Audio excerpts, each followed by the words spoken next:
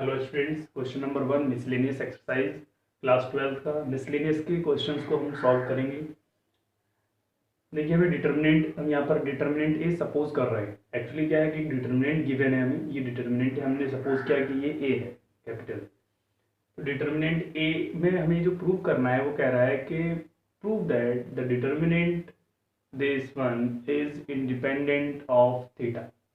ये determinant theta से independent है, मींस कि इसको जब आप सॉल्व करेंगे और जो डिटर्मिनेंट की वैल्यू आएगी तो उसमें थीटा नहीं होना चाहिए, वो थीटा से फ्री होना चाहिए। तो देखिए डायरेक्टली हमने क्या किया, इसमें एक्सपेंड किया है R1 के अलॉन्ग, इसमें कोई हम ऑपरेशन यूज नहीं कर रहे हैं क्योंकि बहुत सिंपल कैलकुलेशन है। हमने इसको R1 के अलॉन्ग एक्सपेंड किया तो वैल्यू आई -x³। अब देखिए -x³ में कहीं पर थीटा आपको नहीं दिख रहा होगा, it means that it is free from theta. Okay, इसको एक बार आप जो है कैलकुलेशन चेक कर लेंगे ताकि जो आपका कॉन्सेप्ट है वो क्लियर हो जाए। सिंपली हम क्या कर रहे हैं, R1 के अलॉन्ग इसको एक्सपेंड कर रहे हैं। आप चाहे तो किसी और अदर रो या किसी भी कॉलम के अलॉन्ग सॉल्व कर सकते हैं। ओके, आई होप ये क्लियर हो गया होगा। इसके बाद हम क्वेश्चन नंबर 2 सॉल्व करेंगे। क्वेश्चन नंबर 2 में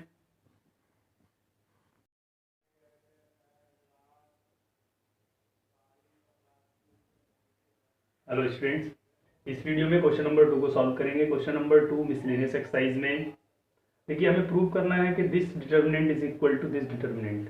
प्रॉपर्टी का यूज करके, ऑपरेशन का यूज करके जो है हमें ये प्रूव करना है। तो देखिए सबसे पहले हम क्या कर रहे हैं इस क्वेश्चन में कि R1 में A से मल्टीप्लाई, R2 में B और R3 में C से मल्टीप्लाई कर रहे हैं। देखिए आपको ये भी कॉन्सेप्ट मालूम है कि अगर हम किसी डिटर्मिनेंट में या किसी मैट्रिक्स में किसी नंबर से मल्टीप्लाई करते हैं तो उससे हमें डिवाइड भी करना होता है।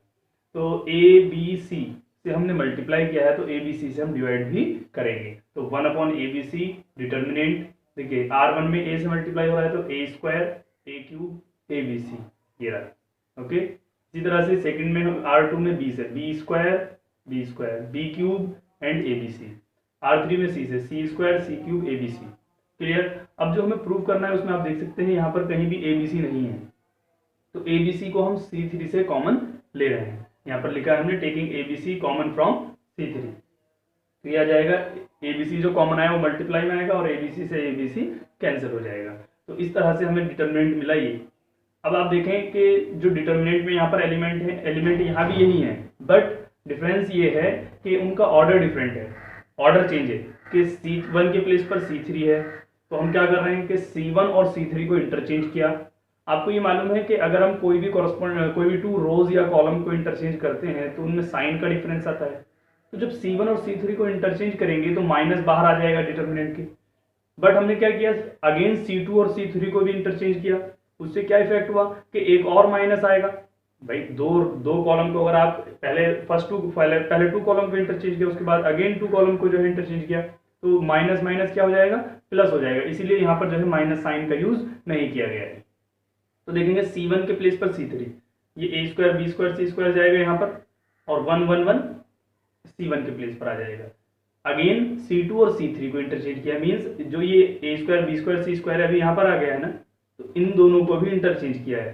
तो स्क्वायर वाला टर्म C2 के प्लेस पर और क्यूब वाला टर्म C3 के प्लेस पर आ जाएगा, और यही डिटर्मिनेंट हमें प्रूव करना था। तो ये जो है RHS हमारा आ गया है। तो इस तरह से इस क्वेश्चन को हम सॉल्व करेंगे। आई होप ये क्लियर हो गया होगा। इसमें अगर कोई डाउट है तो आप मुझे कमेंट सेक्शन में लिख करके बता सकते हैं।